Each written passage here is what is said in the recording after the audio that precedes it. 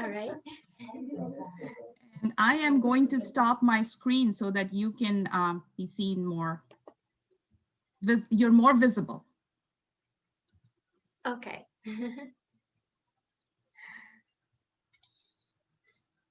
All right. Well, thank you, Piali, and thank you, Rohini, for the introduction.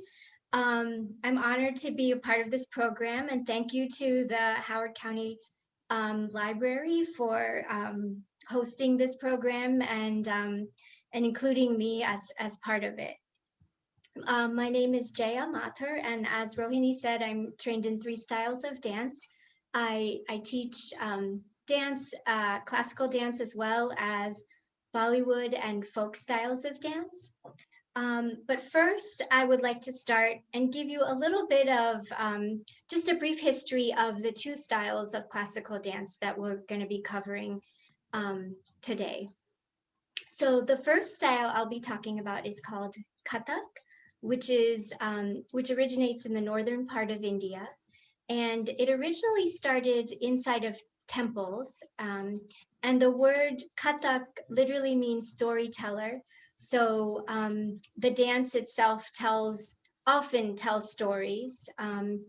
And inside the temples, the dancers would tell stories of the epic saga tales of India. And then eventually the dancers left the temples and started dancing outside outside of the temples in performance venues and everywhere, just kind of telling stories. And as we go, we'll kind of show the different aspects of Kathak and then our second form of classical dance called Bharatnatyam. So Bharatnatyam, the second style of classical dance, originates in the southern part of India. It too has its origins in temples. It was first performed by women known as Devadasis, who were kind of devotees, and they were trained from a very young age to dance within the temples. And then eventually this dance too kind of left the temples, became more mainstream outside. And over time, there are many changes on performance venues, from temples to just general performance venues to royal courts. And then during the British reign, when the British were ruling in India, there was a period where Indian arts were suppressed and not encouraged. So for a period, there wasn't much dance. And then eventually over time, again, the arts kind of became prominent again. And now the arts are very much appreciated and encouraged by all ages to learn and enjoy. So that's kind of a brief history of these 2 styles of classical dance.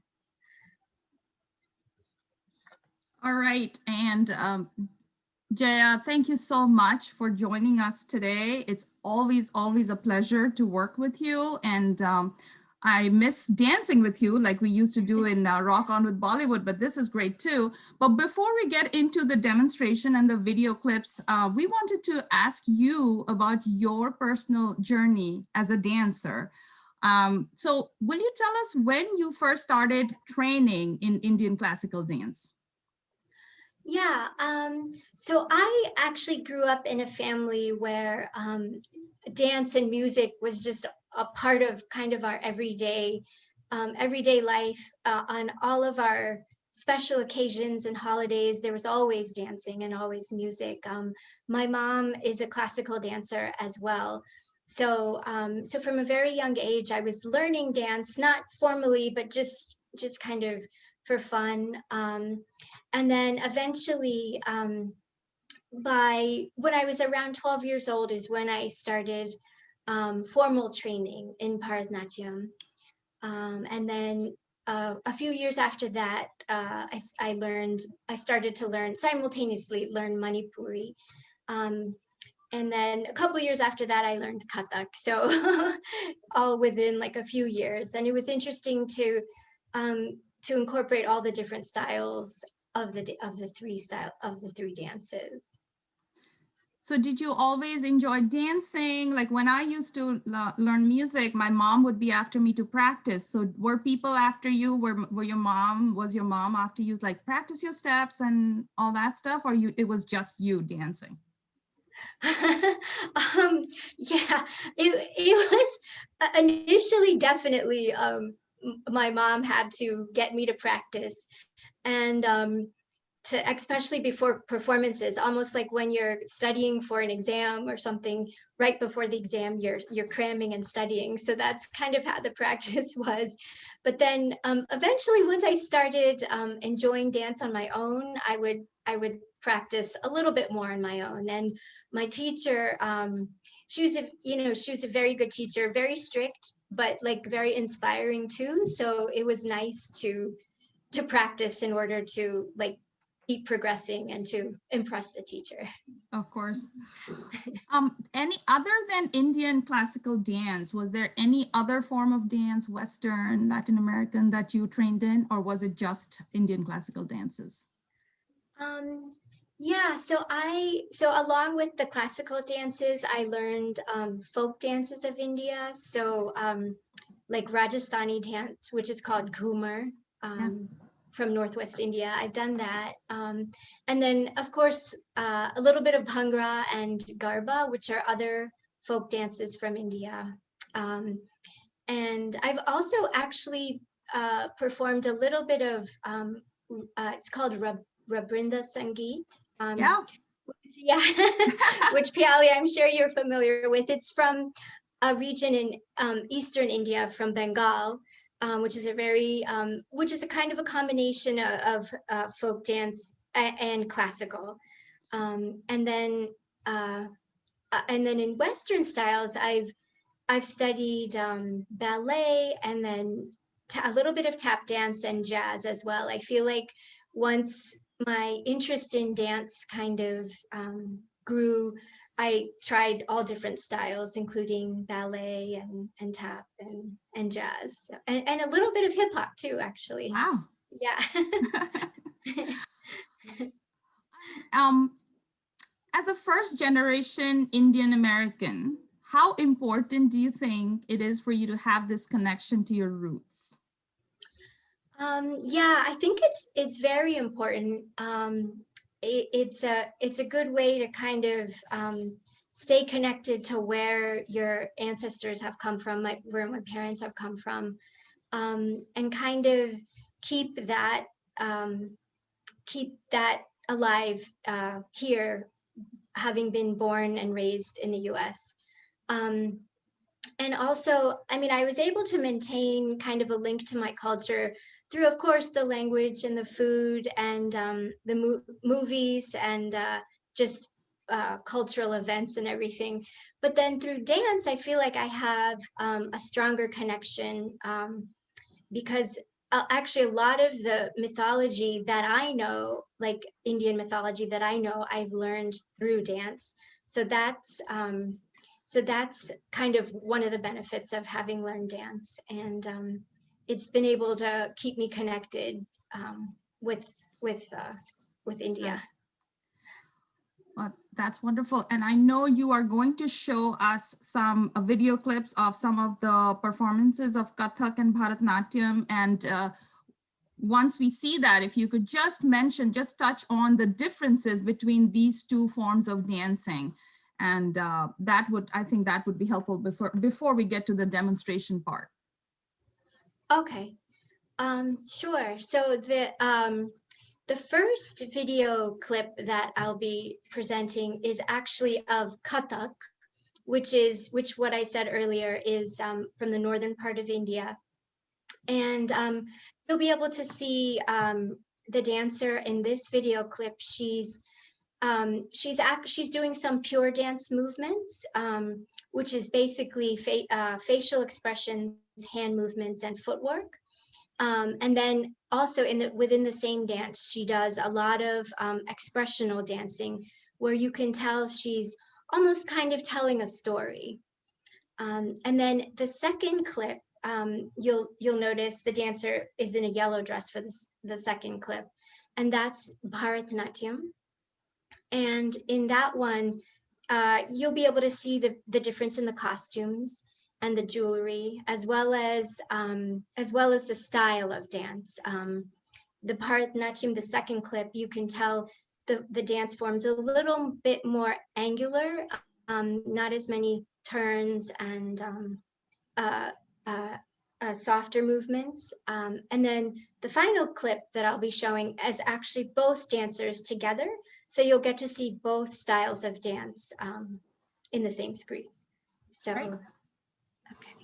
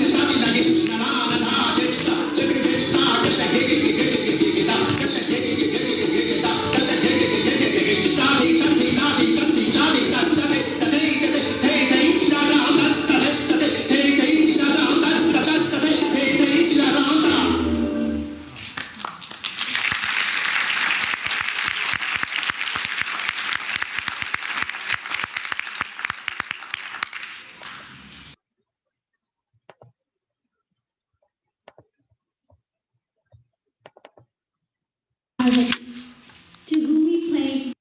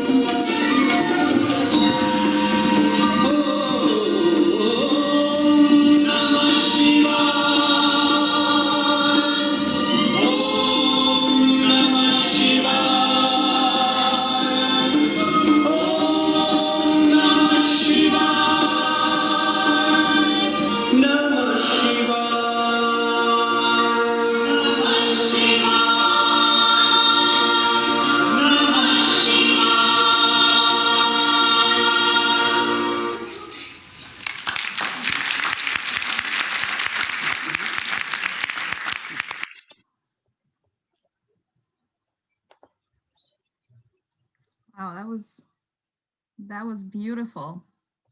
That was gorgeous. The last one really shows the contrast between the two different forms of dances and also the costume and the jewelry, there's a distinction between those two into Kathak and Bharatnatyam, right? Yeah, absolutely. The costume, as you could see, particularly from the last clip, are very different.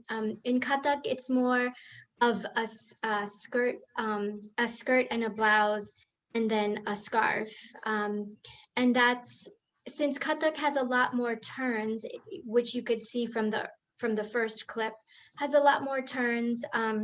So the skirt style of costume kind of accentuates those turns. Yeah. And then in Bharatnatyam, traditionally, a sari was worn while performing Bharatnatyam.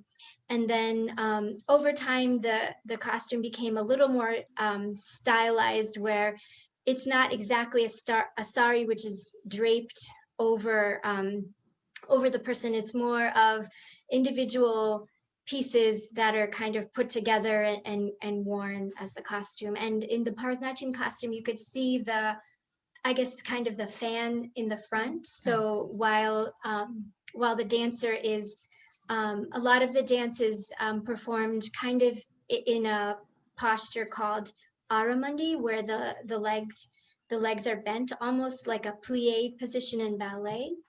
So then that fan is kind of accentuating that dance position. And Rohini has kindly put up a few clips on a slideshow just to show the Kathak costume and the Bharatnatyam costume. And I'm going to try to share my screen and bring that up for everyone to see. Okay. Let's see here. And then we're going to, all right, let's go. This is our time. And there it is. So yeah, I'll let you talk about it. Yeah, yeah. So as you can see, the Kathak costume, like I said, has more of, it's called either, in this particular picture, it's called a kurta, which is a long top, and it has the flare skirt, so that when the dancer is turning, the skirt actually flares out during the dance. And in the Bharatanatyam picture, the purple costume, you can see, like I said, it was originally a sari, but over time, it's now more of a stylistic dress. And Bharatanatyam costumes always have the pleats in the front to accentuate the sitting posture. And another thing to point out, you can see both dancers are wearing ankle bells in these pictures, and maybe you heard the ankle bells during the video clips. So those are called ghungru, and most styles of classical dance wear ghungru, and they're used for, yeah, here's a picture. They're used to keep the rhythm during the performance, and also so the audience can hear the rhythm. And so these are pictures, and the ghungru, or the bells, between the two styles of dance are actually different. So I have both, so I can show you, and you Okay. can. I'm gonna stop the share. That way your screen would be bigger. Okay. Then. Okay. So you can hear them too. So when the dancer is wearing them on the ankles, every movement that the dancer makes, there's a different beat from the ghungru. And these particular bells are worn in the Bharatanatyam style of dance, where the bells are actually attached to a padding, and then the whole thing is affixed to the ankles. And then in Kathak, we have actually a different type of bells, where the bells are on a string, and they're strung around the ankle during performances as well as during dance classes. So when you're actually in class, you wear the ghungrus as well, so you get used to having the weight on the ankle, and also hearing the sound of the rhythm. That's great. So at this point, we are going to go into a quick, if anybody has any questions, you can put it in the chat. We'll try to get to your questions, and Jaya hopefully can answer what you're interested in knowing. But at this point, I am going to stop the recording and we can go to questions. If there are no questions, we can, if Jaya is ready, we can go to the demonstration part. Okay, stop recording.